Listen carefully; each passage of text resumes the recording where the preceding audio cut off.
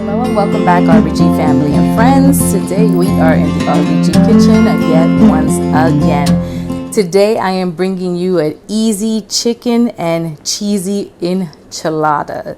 Now guys, I have not made this in such a long time. It's been years. I used to make this when I was working far away from home. Currently, that's not the situation. And my husband used to love this. The kiddos, not so much. They were tiny when I used to make this. Now they are bigger. One's an adult, the other one is almost there. So my daughter was intrigued when I told her the ingredients to this, and I think she actually wants to try it. So we have the array here in front of you guys, and this is an easy meal to put together. I already have the oven going at 350 degrees because that's what the recipe calls for. Now this recipe, I have a printout of it, and guys, I'll show it to you. This printout is very old. It's been very loved and it is dingy. I'll put it here right in front currently right now. I mean, look at this thing. It's been loved. But, you know, I'll give you a close-up shot if you guys want to pause it. Take a screenshot if you guys are interested on making it. But right now, I'm just going to go ahead and read you guys the ingredients and how much you need to use it. This time, I will be giving you measurements because it is not a recipe that I have made. It actually is a recipe from somebody else. Now I am going to give you a side note. I am altering it, and that is one because either I was not able to find something.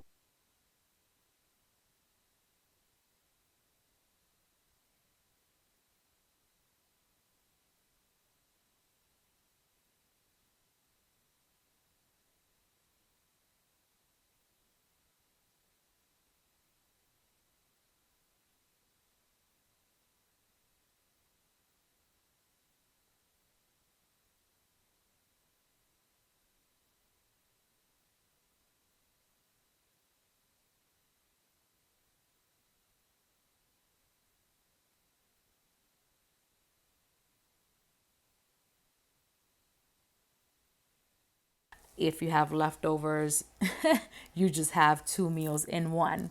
Moving along, we have 2 cans of Campbell cream of chicken. The recipe only calls for one, and these are 3¼ ounces. I'm going to be doubling this recipe, which is why I have two. In front of that, I have chili powder. The recipe calls for 2 teaspoons of chili powder. I'm going to be doubling it, so we're going to be using 4 teaspoons. Next to that, I have salsa verde. The recipe calls for 1 cup of paste picante sauce. My son was not able to find that at Modern Market, which was the supermarket he went to. Unfortunate, I have used the picante sauce to cook this recipe before, and at that point this would be a red sauce, and it's fine, it's delicious because I've done it before with it. This point it would be a green sauce, and I've never done it with salsa verde, so we will see, and I think it would turn out delicious, so I'm not concerned at all. Moving along in the lock and lock, I have our chicken. Once again, this is chicken left over from yesterday. We had tacos, and the tacos were phenomenal. And yeah, we're repurposing it. On top of the lock and lock, I have a sour cream, and it is calling for 4 ounces. This tub is 8 ounces, and it's going to be amazing because I'm doubling the recipe. Behind that, we have mozzarella cheese, and it's already shredded in the bag. The recipe calls for Monterey Jack. I don't like Monterey Jack, so we're just using mozzarella. Behind that, I have also another different kind of cheese. That is the 4-blend Mexican style cheese. That's what we used for the tacos yesterday. This is easy chicken and cheese enchilada, so I want to make mine extra cheesy, so I have another bag of cheese in hand. So the last thing I have on top of the Tupperware is a red onion. That's to dress the enchiladas, and that is solely for my husband because nobody in this house likes onions unless I hide them somewhere or they're in my sofrito. So the flour tortillas of choice are the two that you see here. I don't know the size of the one on the right hand side. That's the actual flour ones. I think they're 4 inches. I'm not sure. So those are itty bitty. I'm making those solely for my daughter to see if she actually wants to try it because she does not like the whole wheat, which are the ones on the left hand side. I do know that those are 8 inches. So this is pretty much what we have. And the last thing is just the measuring tool that we have here. I can't, guys. On the right hand side, and that's just the teaspoon so we can measure. And the one on the left hand side is my measuring cup so we can measure everything. So we're just going to go ahead and jump into this and get this thing started so we can get this into our oven, which is already preheated at 350 degrees. So it is ready to receive this. So let's get this started. All right, guys, so I have my glass bowl right here. And what we're going to do is we're going to go ahead and move forward. And we're going to put our Campbell soup right into the glass bowl. And you know how we do here. We don't want to leave anything behind in the can. But as this mixture has to be nice and thick, we're not going to use our put some water in it and shake, shake, shake and get everything out. So we're just going to leave it at this and just get everything out as much as you can with your spoon. And that's about all we can do. From here, we're just going to go ahead and move on to our second can and just pretty much do the same thing. Get everything out of there, all the nooks and cranny. You know you can't leave nothing behind because all of this is just going to make the enchiladas nice and yummy. Because remember, this is the base of your sauce and this has everything. You're not adding any salt, you're not adding anything to it. You're just adding your chili powder, and then the other thing that's going to be flavoring it is the salsa verde. So we're going to move on to the next thing, which is our sour cream. And at this point, I'm literally just going to dump the whole thing in there because it's 8 ounces. And like I said, remember, I'm doubling the recipe. So the whole tub is literally just going to go right in there, scraping all the sides. Don't leave nothing behind because with the prices of inflation, ain't nobody trying to waste nothing. You hear me? So get everything out that bowl. And even the spoon, guys, even the spoon. Don't leave nothing behind. All right, so now we're going to measure the salsa verde. And it says a cup of picante sauce.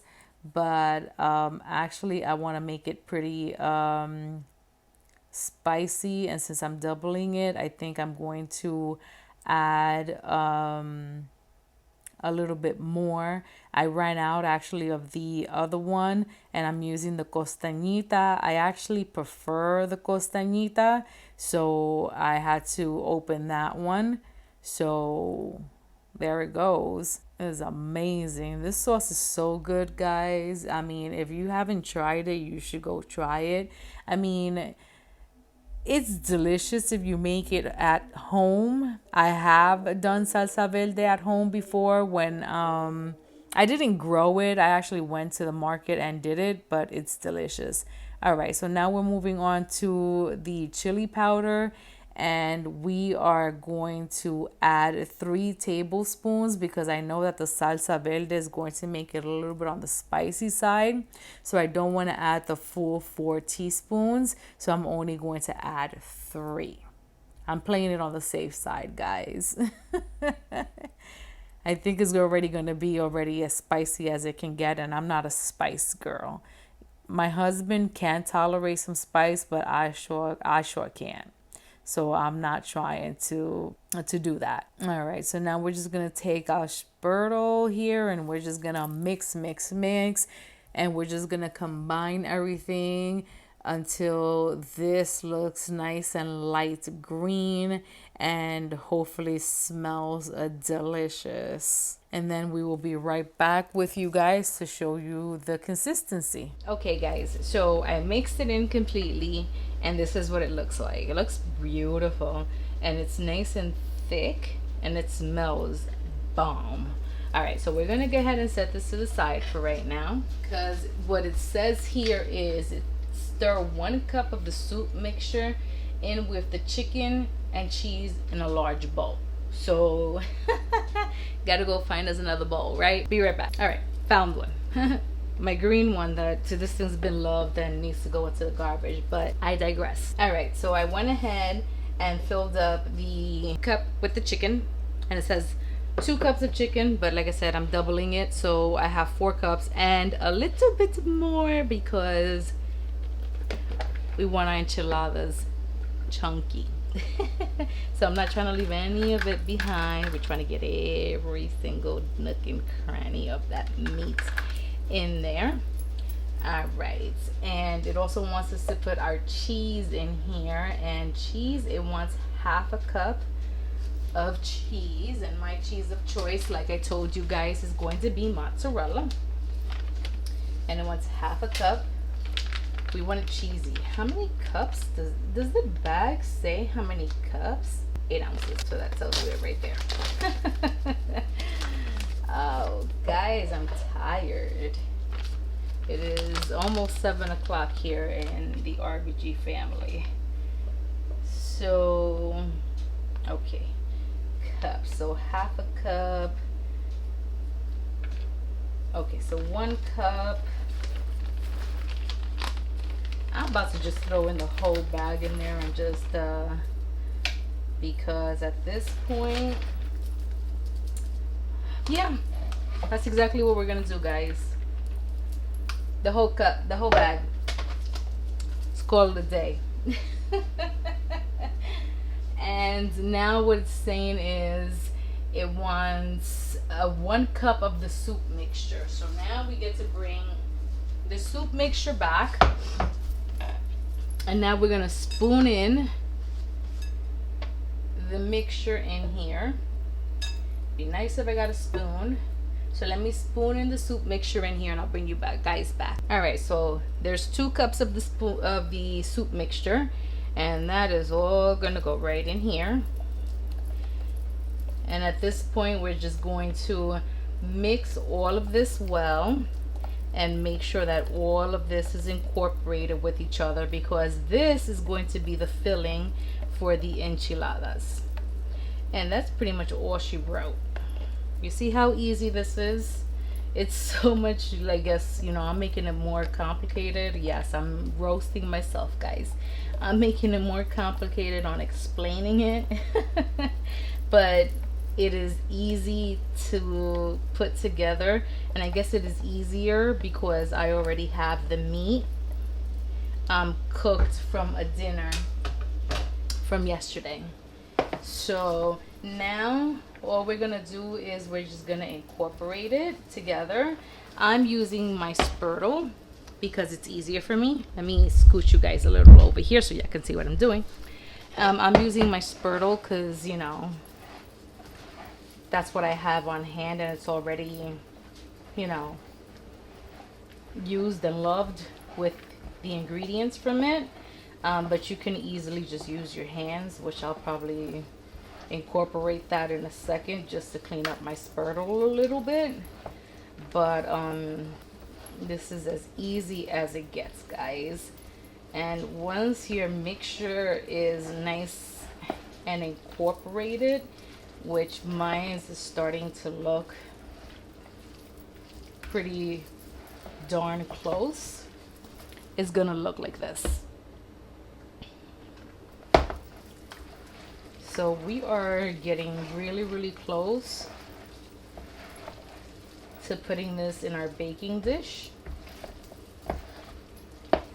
I am going to put our flour tortillas, both of them, wheat, whole wheat, and regular flour tortilla, just in case if my children want to try it, because my finicky, wonderful daughter does not like whole wheat.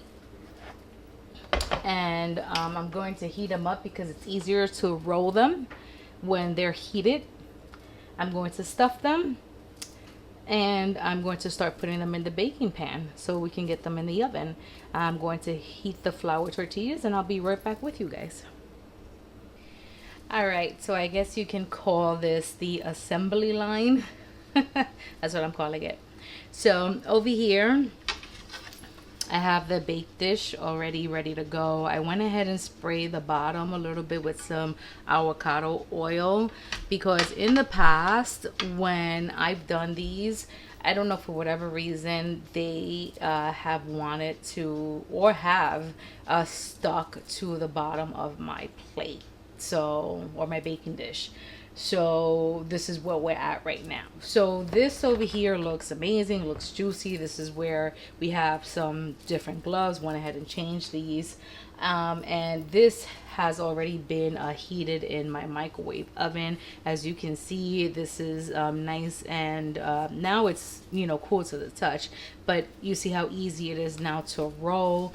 I've done the same thing with these little guys over here, and we're just gonna assemble. So you stuff them, you know, however you want to stuff them, and depending on how, you know, fat, that's what I'm gonna call it, you stuff them, is how many you're gonna get. I'm thinking here that this is just going to be most likely for me and for my husband, even though my daughter says she wants to try it. I don't know if my son is gonna be willing to try it, especially knowing that we have leftover tacos. He's probably gonna go for that first, but I'm going to show you maybe one or two or one of each, and then I'm just gonna go with the process behind the scene, and then just show you the ending product before I put it into the oven. So like I said, gloves on. I know it's for my fam, but you know, I think it's just a, I guess, better hygienic way. So it is what it is. It's a me thing. So the meat is cold.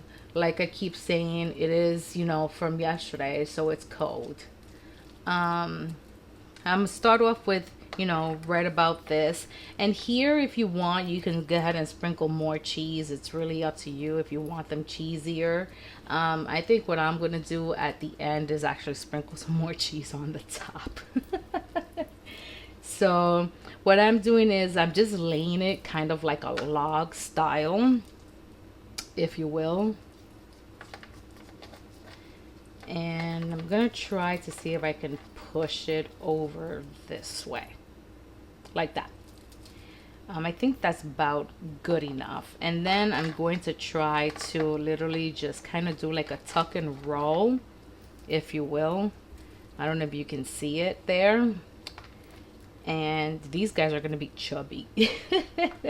You know, but they want no skinny enchilada. And I'm just trying to make sure that it just doesn't, you know, come out of the sides. And it'll probably ooze out of the sides, and I'm fine with that. But as long as it's on the baking dish and not while I'm currently preparing them. And I'm going to try to like hold it nice and taut, but making sure that my tortilla does not rip.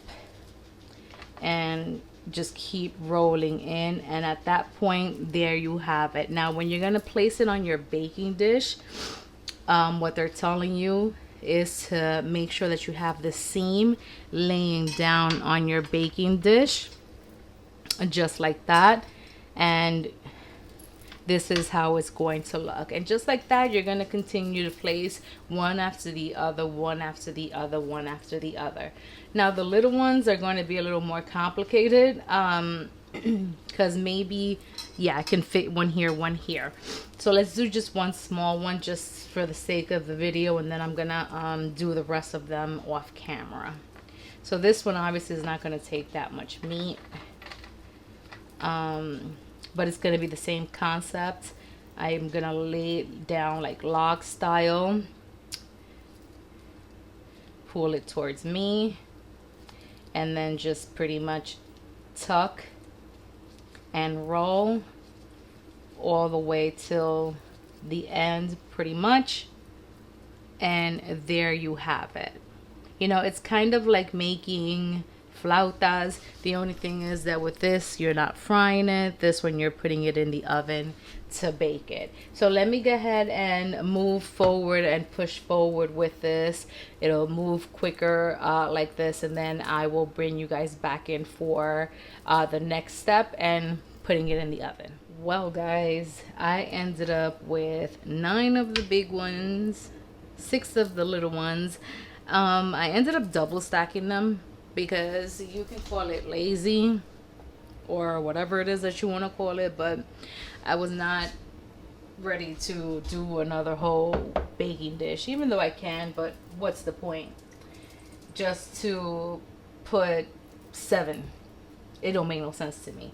So now the last step, according to the recipe, is to pour the remaining of the soup on top.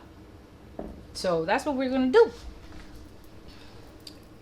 And you can spread it evenly if you want. I mean, as evenly as you can get it.